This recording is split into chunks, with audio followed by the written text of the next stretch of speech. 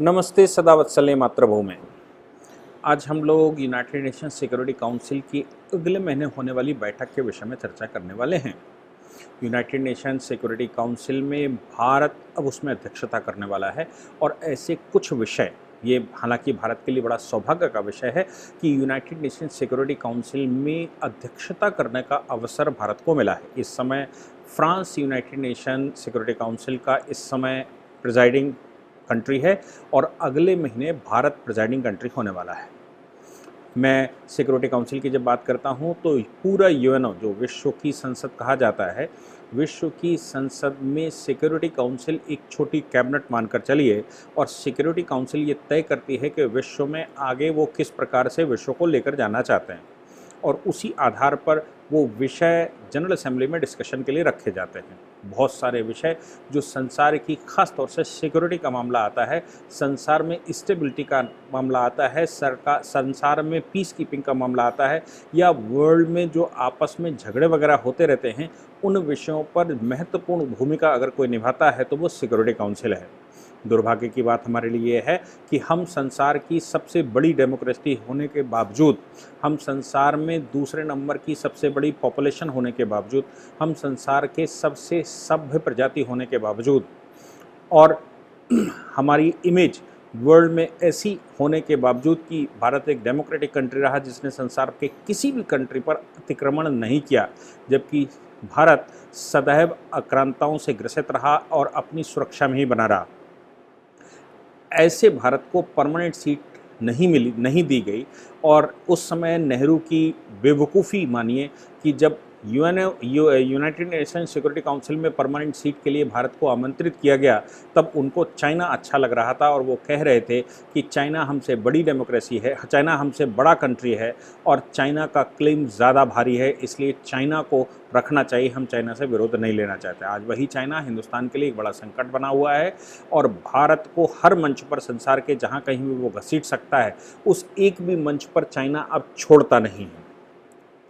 हालांकि मैं डिस्कशन करूं कि 15 कंट्री रहते हैं सिक्योरिटी काउंसिल में, उसमें 5 परमानेंट और 10 नॉन परमानेंट मेंबर रहते हैं। ये जो 10 नॉन परमानेंट मेंबर रहते हैं ये हर 2 वर्ष में बदले जाते हैं रूटीन में मतलब कि हर वर्ष इनका चुनाव होता है और हर वर्ष कुछ मेंबर्स बदलकर 5 मेंबर नए चुने जाते हैं और ऐसे रूटीन में 2 वर्ष के लिए इनका चुनाव होता है। इसके साथ साथ भारत के विषय में मैं आपको बताऊं कि जिस समय कोफी अन्नान सेक्रेटरी जनरल हुआ करते थे और भारत में वाजपेयी सरकार होती थी, तो वाजपेयी सरकार ने अपनी पूरी शक्ति लगा रखी थी कि सिक्योरिटी काउंसिल में वो परमानेंट मेंबरशिप पा जाए। इसके लिए विश्व में एक आभा मंडल तैयार किया गया था, पूरे विश्व को तैयार करके, या पूरे विश्व में इस विषय पर काम किया गया था और विश्व के बड़े कंट्री, चाइना छोड़कर लगभग सभी कंट्रियों ने भारत के लिए समर्थन भी दिया था। यानी कि मैं कहूँ कि वाजपेयी सरकार ने समर्थन हासिल कर लिया था।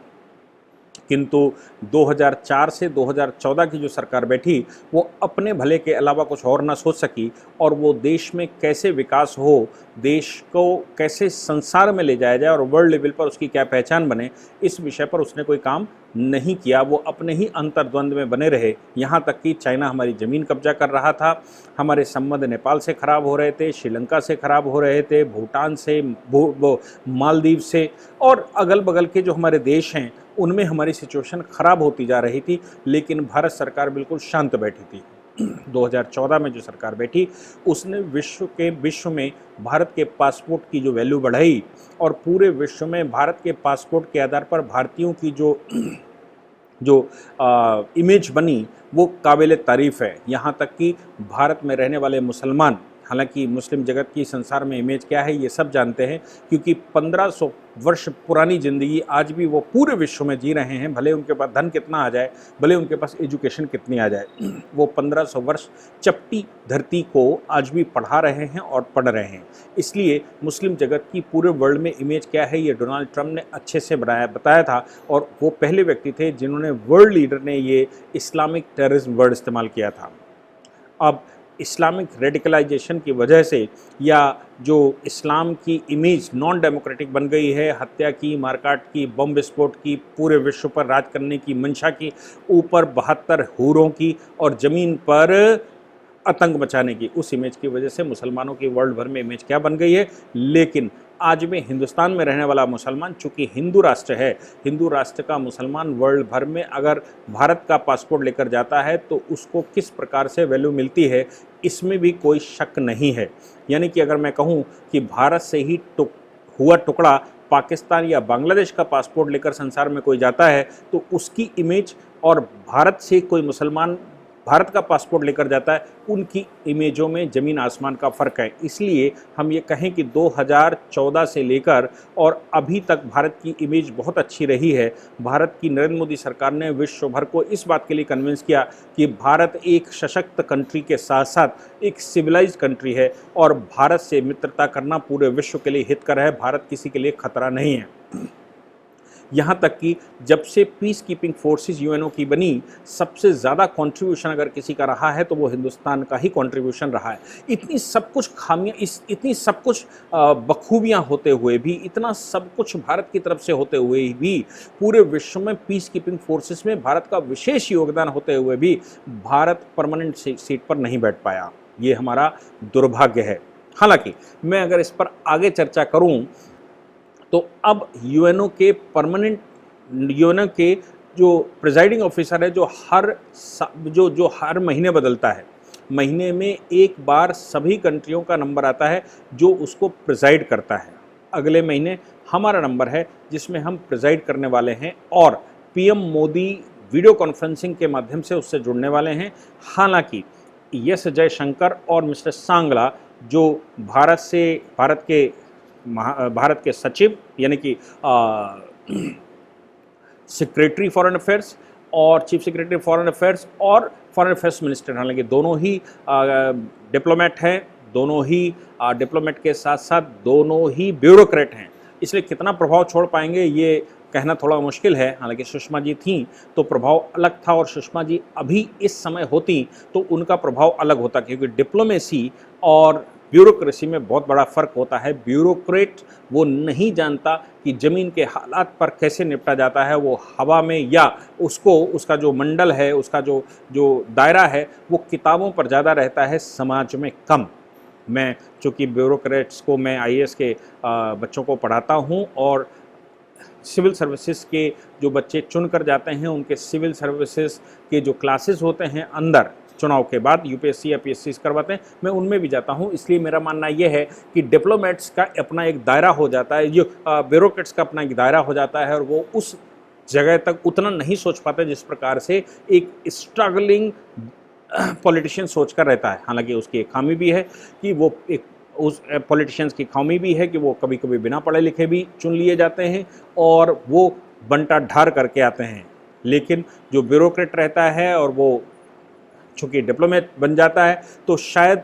उसको ज़्यादा लोग प्रेफर इसलिए करते हैं क्योंकि वो पढ़ा लिखा व्यक्ति होता है जो विश्व में अपनी बात को रख सकता है। लेकिन डिप्लोमेट्स और ब्यूरोक्रेट्स में बहुत फ़र्क होता है, ब्यूरोक्रेट्स और पॉलिटिशियंस में बहुत फ़र्क होता है, इसमें कोई शक नहीं। खैर, मैं उस विवाद पर नहीं जाना चाहता, लेकिन मेरा मानना यह है कि प्रिजाइडिंग ऑफिसर जब प्रिजाइड करेगा तो एक तो भारत का सौभाग्य है और दूसरी बात ये भी है इसमें कि भारत अब कौन से विषय उठाकर लाएगा। ऐसी संभावनाएं हैं कि अफगानिस्तान का विषय प्रमुखता से भारत उठाने वाला है। अभी ये भी संभावनाएं हैं कि एपिडेमिक के टाइम पर वैक्सीनेशन और संसार में वैक्सीनेशन डिप्लोमेसी को भी भारत कड़ाई से उठाने वाला है। इसके अतिरिक्त United nation human right commission के जो गतिविधियां हैं उन गतिविधियों पर भी भारत नॉन इंटरवेंशन की पॉलिसी अपनाते हुए उन विषयों को उसमें उठाने वाला है। इसके अतिरिक्त मुझे लगता है कि भारत को जो चीज़ प्रमुखता से उठाई जानी चाहिए वो ये है कि टेररिस्ट स्पॉन्सर्ड कंट्री नहीं, टेररिस्ट कंट्रियों की लिस्ट बनाई जाए। टेररिस्ट कंट्रियों से मतलब है जो कंट्री लंबे समय तक अपने यहाँ टेररिज्म नहीं रोक पा रहे हैं और टेररिज्म कम्युनिटी में स्प्रेड आउट हो चुका है, टेररिज्म जिनकी टेररिज्म जिनके इबादत में आ चुका हो, टेररिज्म के लिए जो दुआ मांगता हो, जो हत्या करना या बलि चढ़ाना जिसका अपना एक त्यौहार मनाया जाता हो और जिसने ये ठान कर रखा हो कि ये संसार सिर्फ उसके भोग के लिए है और वो भोग कर कर रहेगा और संसार को धता बताता हो, ऐसे कंट्रियों को टेररिस्ट कंट्री घोषित करने पर काम करना चाहिए। पाकिस्तान जैसा देश जिसको टेररिस्ट कंट्री घोषित करना कर्तव्य सारे संसार का बनता है, उसके लिए भारत को ही आवाज़ उठानी चाहिए। इसके अतिरिक्त टेररिस्ट कंट्रियों में ये जो इस्लामिक रेडिकलाइजेशन है, जैसे खैबर पख्तूनख्वा में एक टेंपल तोड़ा गया और टेंपल तोड़ने के बाद लगभग 350 लोगों के खिलाफ एफआईआर दर्ज की गई हो, उनके खिलाफ मुकदमे किए गए हों वर्ल्ड प्रेशर में, चूंकि वो सेकुलर दिखाने का एफएटीएफ में कोशिश कर रहा है पाकिस्तान, और ये संसार को बताने की कोशिश कर रहा है कि हमारे यहाँ आतंकवाद नहीं है, माइनॉरिटीज़ हमारे यहाँ सेफ हैं। उसके अपने इन प्रयासों के लिए जो संसार को वो दिखाने की कोशिश कर रहा है, उसकी वजह से वो यहाँ पर मुकदमे सैयद सलाउद्दीन के खिलाफ फाइल करता है, तहरीके लश्कर तैयबा के प्रमुख के खिलाफ फाइल करता है, और खैबर पख्तूनख्वा में जो मंदिर तोड़ा गया जिसका कंस्ट्रक्शन चल रहा था लोगों के द्वारा, उसको तोड़ा गया, उसके तोड़ने पर जो मुकदमे फाइल हुए हों उन मुकदमों को वापस करना, खैबर पख्तूनख्वा सरकार ने इस पर निर्णय लिया कि वो मुकदमे वापस ले रही है। इसका उनका मानना था कि जिरगा उनके यहाँ बैठी, जिरगा वो कहते हैं कि community to solve the problem. अब कम्युनिटीज़ प्रॉब्लम सॉल्व करने के लिए बैठी, उस कम्युनिटी में ये डिसाइड हुआ कि भाई हिंदू जो प्रतिनिधि उस जिरगा में हुआ करते थे, उन प्रतिनिधियों ने वहाँ पर जाकर समझौता कर लिया है और मंदिर तोड़ने वालों को माफ़ कर दिया है। मैं समझ नहीं पाया कि आखिर पाकिस्तान में स्टेट के खिलाफ जो कार्य हुआ हो, स्टेट के खिलाफ जो अपराध हुआ हो, उसमें माफ़ी देने का कार्य विक्टिम कैसे कर सकता है। हिंदुस्तान में तो ऐसा नहीं होता है। सरकारें निर्णय करती हैं, सरकारें उस पर काम करती हैं, कोर्ट उस पर एक्शन लेता है। हालांकि उनका कहना है कि ये विड्रॉ कर लिया गया, विड्रॉ इसलिए हम केस विड्रॉ कर रहे हैं क्योंकि ये लोग जिन लोगों की बात कर रहे हैं, ये लोग अपने आप उस केस को सेटल कर रहे हैं। मुझे लगता है कि उसमें जो स्टेटमेंट हिंदुओं के आए हैं जिसमें उन्होंने कहा है कि हमसे पूछे बगैर हमारे कुछ लोग जो प्रतिनिधि वहाँ पर थे उनको दबाव में रखकर इन मुकदमों को वापस करने का कार्य चल रहा है, हमारे मंदिर का निर्माण अभी भी रुका हुआ है, मंदिर का निर्माण नहीं करने दे रहे हैं, इन सब बातों को ध्यान में रखते हुए हमारा जो केस विड्रॉवल हुआ है वो ठीक नहीं है। मुझे लगता है इन बातों को तहरीके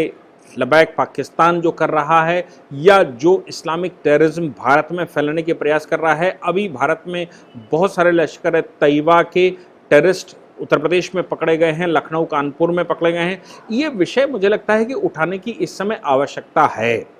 भारत प्रिजाइड करेगा तो भारत के प्रेसिडेंसी स्टेटमेंट जो रहता है उसमें प्रेसिडेंसी स्टेटमेंट में अपनी बात कहने का पूर्ण अधिकार होता है। ये मुझे लगता है कि भारत इस समय उठाएगा, और मोदी जी जब इसमें स्टेटमेंट देंगे तो वो क्या देंगे ये मैं तो सलाह नहीं दे सकता, लेकिन मैं उम्मीद ज़रूर कर सकता हूँ कि वो भारत के टेररिज्म के मामले को ज़रूर ध्यान में रखेंगे। Thank you very much.